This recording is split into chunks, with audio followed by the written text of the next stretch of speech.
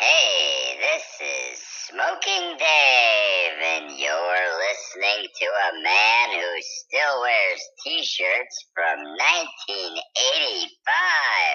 It's the Kevin Friedman Show.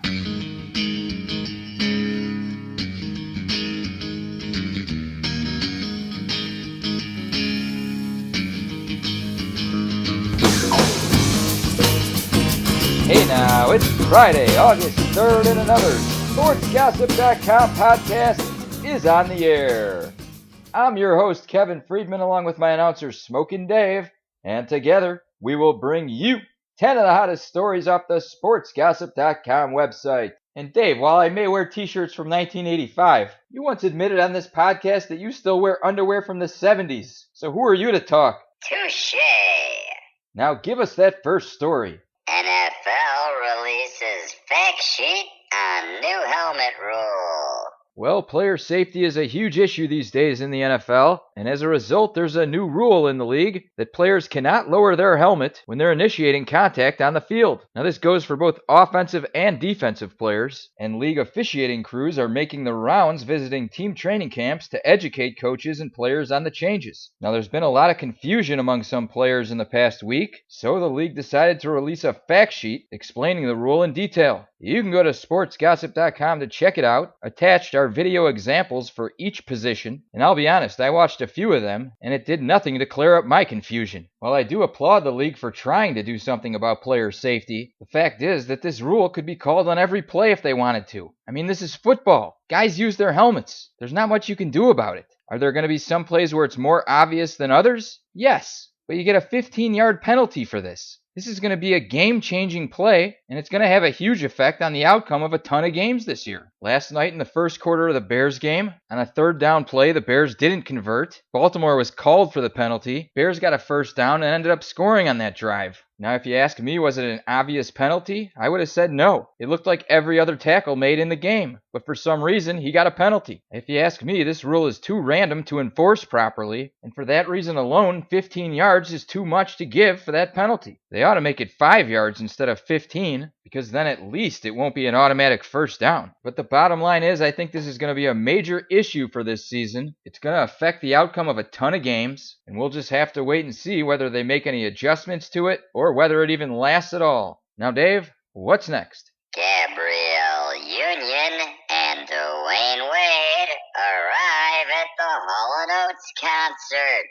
Yes, the actress and basketball star were spotted in Inglewood at the Hall & Oates concert, and if you don't believe me, you can go to sportsgossip.com yourself to check out the pictures. I'll be honest, I didn't see D. Wade as a Hall & Oates fan, but he's got good taste in music, because while I wouldn't go to one of their concerts, I'm just not a concert guy. I will admit they're a pretty good band. I looked it up, they've got about 8 or 9 solid hits, and I heard them about a year ago on the Howard Stern Show, and they still sound great, so I'm sure D. Wade and his wife had a great time. Again, you can go to sportsgossip.com to check these pictures out yourself, and I see we have a caller on the line. It's everybody's favorite Russian, Ivan Babushka. What's up, Ivan?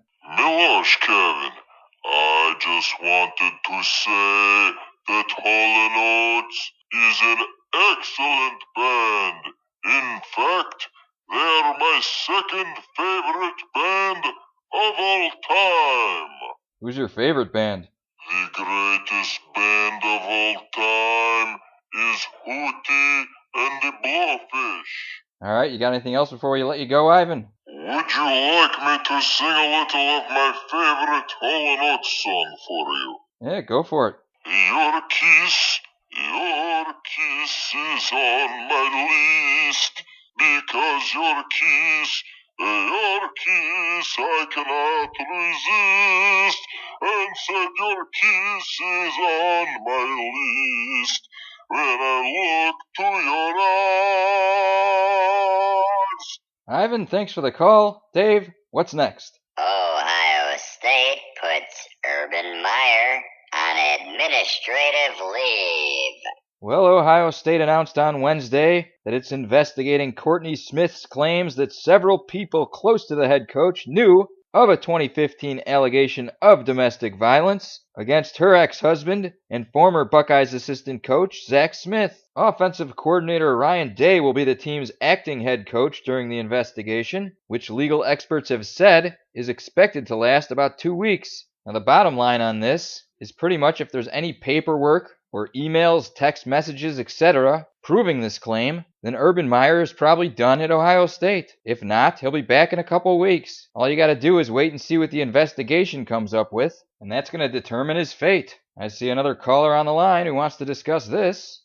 It's attorney to the stars, Richard P. Wang. What's up, Wang? Hey there, Kevin. I just had my secretary look into this case for a solid 3 minutes, and I've determined that I could get Urban Meyer cleared of all these charges. So, Urban, if you're listening, buddy, give me a call. For Ohio State fans' sake, let's hope he doesn't. What's your problem, Friedman? I have plenty of experience dealing with athletes and coaches.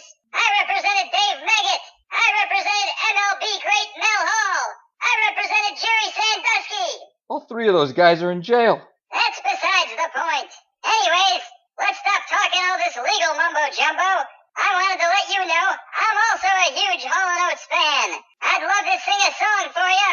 Alright, I let Ivan sing, so I guess I better let you also. Go ahead. Whoa, here I come.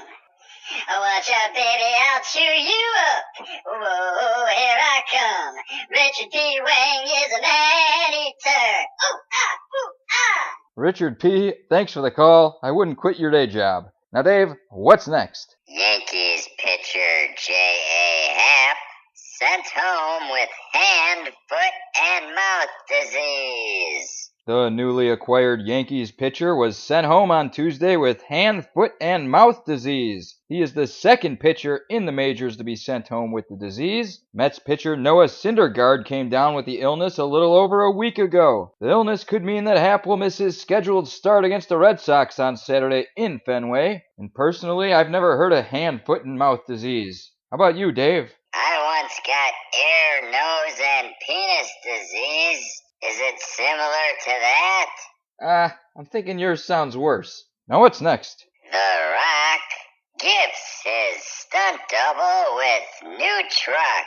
Yes, Dwayne "The Rock" Johnson has been working with the same stunt double, whose name is Tanoy Reed, and also happens to be his cousin, for years, and he decided to show his appreciation by hooking him up with a new truck. You can go to sportsgossip.com to watch a video of this. Reed thought he was sitting down for an interview to discuss his career when The Rock came in and surprised him with a custom-made Ford F-150. Now this news is kind of upsetting to me, because I could have easily been The Rock's stunt double, and that would have been my truck. I mean, everybody knows that I'm a slightly more handsome, slightly less muscular version of The Rock, and I could pull off those stunts. So Dwayne, if your cousin ever retires, look me up. Trust me, you're better off.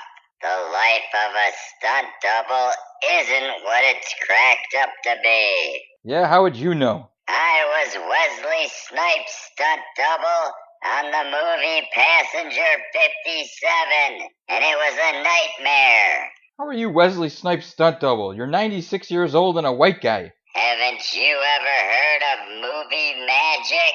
Duh. And on that note, let's take a break. We got 5 stories down and 5 to go, so we'll be back right after this. Hello, this is sports memorabilia expert, Big Dong.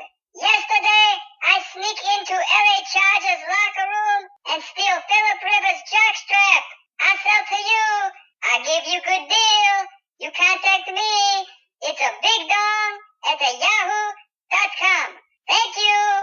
And we're back. Dave, give us that next story. Tom Brady, devastated and angry, Kraft ended Deflategate battle. In an excerpt from the soon-to-be-released book 12, The Inside Story of Tom Brady's Fight for Redemption, which dives into Brady's battle with the NFL for allegedly deflating footballs in the 2015 AFC Championship game, it was revealed that the Patriots quarterback was pretty upset with owner Robert Kraft. You can go to sportsgossip.com to read this excerpt, where basically Brady just whines like a baby that he's not getting the support he deserves. And while I will agree, whether or not he did deflate the footballs, it did make very little difference. But the NFL investigation clearly showed that those equipment guys absolutely deflated the balls, and it was pretty clear that Brady told him to do it. So the fact that he's whining about not getting support about it is a joke. The guy got caught breaking the rules, so just take the suspension and shut up. And as far as him being angry with Kraft, that's a joke as well. Because I've said it before, I believe Belichick wanted to trade Brady last year and keep Jimmy Garoppolo, and Kraft was the one who stopped it. So if anything, Brady should be thankful for Kraft. Otherwise, he might be on a different team right now. Again, you can read more about this at sportsgossip.com.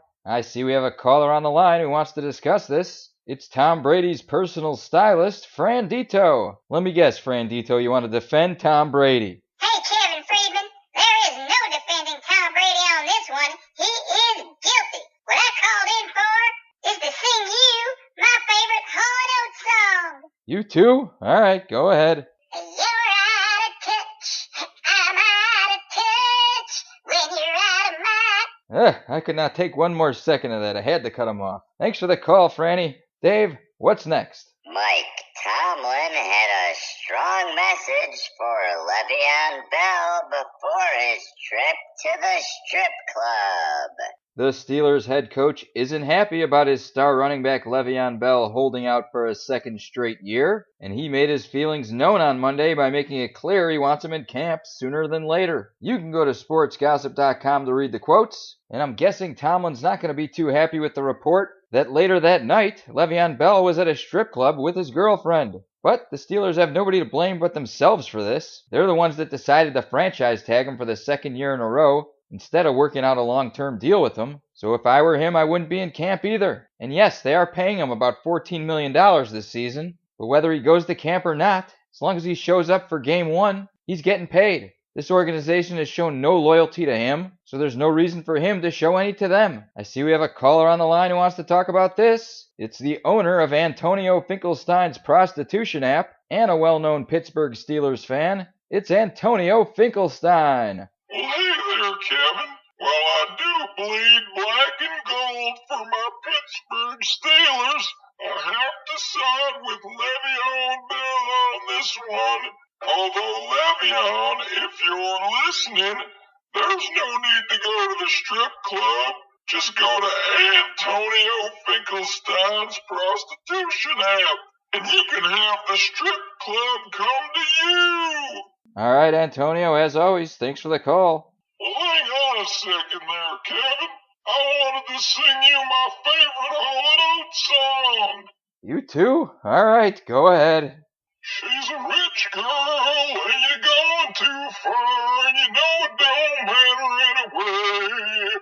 You can rely on your old man's buddy, you can rely on the old man, honey, rich girl, oh yeah. All right, that's the last request I'm taking for anybody to sing a Hall & Oates song on the rest of this show. Now, Dave, what's next? Kevin Durant and Steph Curry reveal their top 5 rappers of all time. A bunch of Golden State Warriors, Durant and Curry included, made a video talking about their top 5 rappers of all time. You can go to sportsgossip.com to check it out. Every one of them had Biggie and Tupac as the number 1 and 2, and then they all had different answers for 3 through 5. Now me, I'm not a rap fan, and I don't claim to know much about rap, but if you ask me, I'd put Snoop Dogg ahead of both of those guys. And the number 1 rapper of all time is a guy named Big Pun. He had an album back in the late 90s, and don't ask me where I got it, but I had it, and I loved it.